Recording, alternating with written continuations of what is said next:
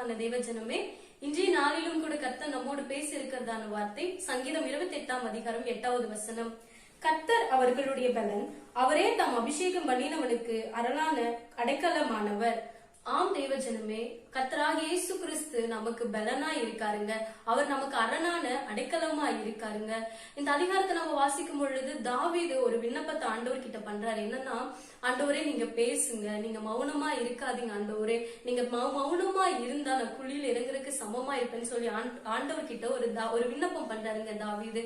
ஒருவேளை இந்த நாள்ல கூட நீங்களும் நினைச்சிருக்கலாம், நான் அநேக ஜெபம் பண்றேன், ஆனாலும் ஆண்டவர் எதுவுமே பேசலையே, வழி வாசல்கள் திறக்கப்படலையே, நீங்க ஒரு வேலை இந்த நாள்ல நீங்க நினைக்கலாம். ஆனா தாவீது வந்துட்டு சோர்ந்து போகாதபடி அவர் ஜெபத்துல உறுதியா இருந்தாருங்க.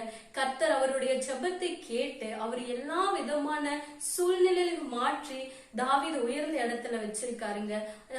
அது மட்டும் இல்லாம தாவீது கர்த்தருக்கு நன்றி சொன்னாரு. எல்லா சூழ்நிலையும் என்ன பாதுகாத்தீங்களா ஆண்டவரே சொல்லி நன்றி சொல்றாரு.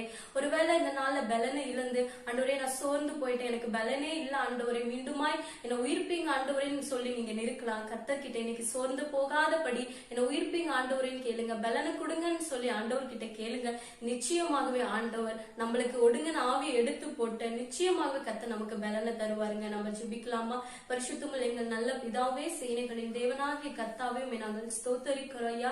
அப்பா தகப்பனே, ஆண்டவரை ஏற்ற காலத்துல ஆண்டவரை நீர் எங்களுக்கு ஏற்ற காரியங்களை தருகிற நல்ல தெய்வம் ஆண்டவரே நீர் அப்பா. அதற்காகவே நாங்கள் ஸ்தோத்தரிக்கிறோம் ஆண்டவரே.